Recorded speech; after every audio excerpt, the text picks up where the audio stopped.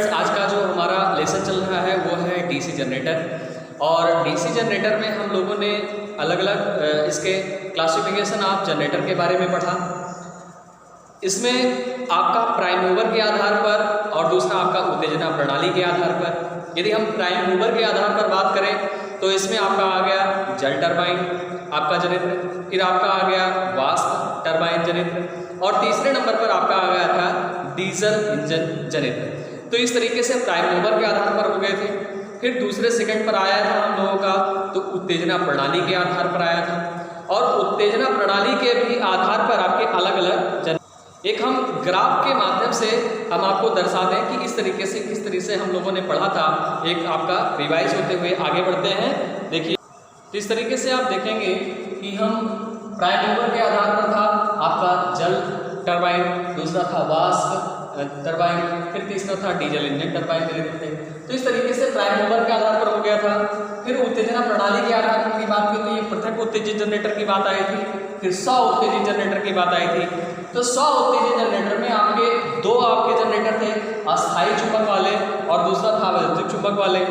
अब वैद्युतिक चुंबक वालों में भी हमारे 3 प्रकार के जनरेटर थे, सीरीज, शंट और कंपाउंड जनरेटर।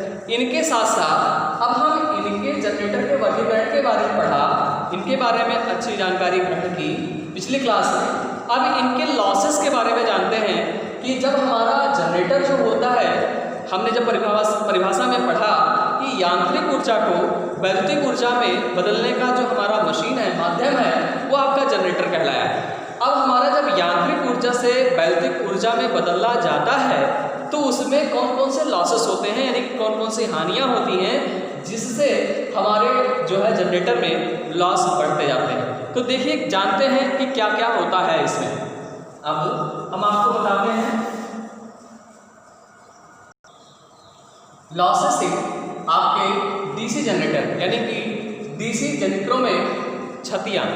अब देखेंगे कि इस तरीके से लॉसेस हमारा जनरेटर में होता है तो वैसे भी हमें सोचने की ज़रूरत है जनरेटर के माध्यम में कि हमारा जो लॉस होता है, हम किस चीज़ का लॉस करते हैं। ये किसी मशीन का लॉस की बात आए, उसके क्षति की बात आए उसमें, उसको उस उपकरण में, उस जनरेटर में, तो वो जिस माध्यम से बना होगा, जिस चीज़ से बना होगा, वही उनके लॉस होंगे। तो सबसे पहले बात आती है कि वाइंडिंग की। और जब वाइंडिंग की बात आती है तो वाइंडिंग हमारे जो होते हैं वो कॉपर के होते हैं, चाहे आपके आर्मेचर की हो और चाहे उसके पोल के हो जहाँ पर हमारा वैद्युतिक चुंबक बनाया जाता है। अब सबसे पहली बात आ गई, यदि लॉसेस में आ गया तो ये आ गया आपका ताम्र क्षति, यानी कि आपका कॉपर लॉस। अब हमारा ताम्र क्षति हो गया, यानी कि कॉपर लॉस हो गया। अब देखते हैं कि कॉपर तो हो ही है, लेकिन कॉपर में जैसे हम पोल की बात करते हैं, हम पोल बनाने की बात कर रहे हैं, तो हमारा कोई भी जो पोल बनेगा वह किसी लौह पदार्थ होगा। तो वह जिस पर बना है वो हमारा लौह पदार्थ है। आर्मेचर का जो हमारे स्लॉट बने होते हैं उसमें भी आपके प्रयोग होते हैं, सिलिकॉन इस्पात की पत्तियाँ होती हैं। तो ये चीज़ें होती हैं, इस वजह से क्या होता है कि ये भी हमारे लॉसेस में आएंगे। यानी सेकेंड नंबर पर लॉसेस की बात आ गई तो वो हो गया लौह क्षति। पहला हो गया ताम्र और दूसरा हो गया आपका लौह क्षति, यानी कि आयरन लॉस की बात आ गई। अब ये तो 2 लॉस हो ही गए, लेकिन अब तीसरे नंबर पर बात आती है कि क्या ये जो है 2 लॉस होने के बाद क्या उसको यांत्रिक सुरक्षा दी जाती है, यानी यांत्रिक व्यवस्था कुछ आपकी जो दी जाती है, मैकेनिकल जो व्यवस्थाएं दी जाती हैं, वो भी लॉसेस में आएंगे।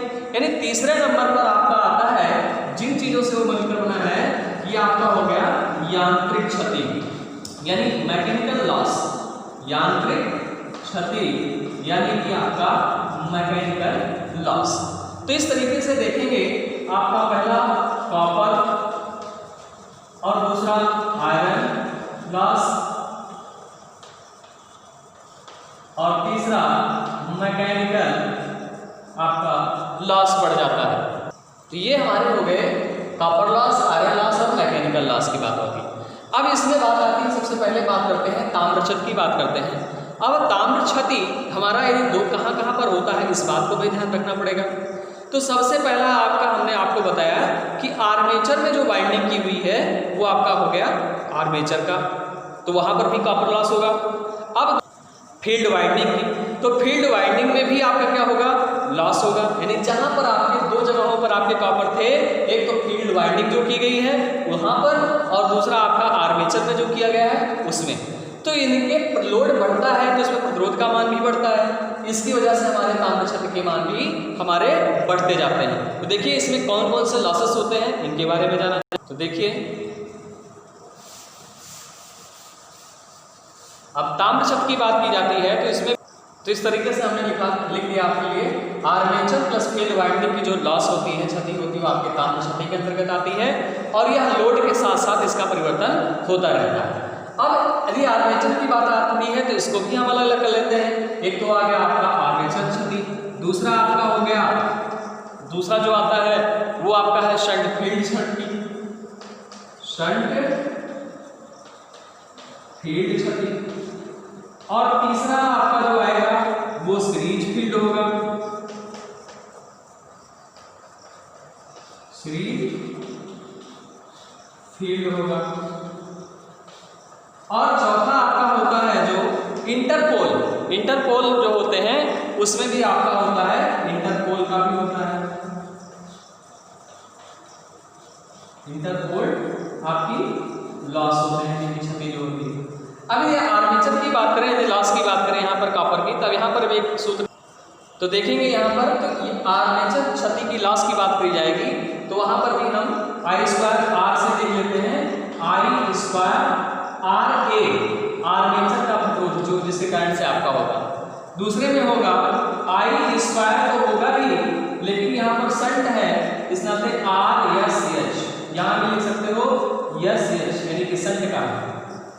अब यहाँ पर अब सीरीज फील्ड की बात आती है तो सीरीज फील्ड में क्या होगा कि यहाँ पर सीरीज की आएगी I square S E into R S E, यानी सीरीज का दोनों को धारा और प्रतिरोध के गुणनफल का मान आता है। इंटरपोल ये भी आपका आएगा, तो यहाँ से भी आई यहाँ पर निकलेंगे I square A into R I P, तो इंटरपोल ये हो जाएंगे।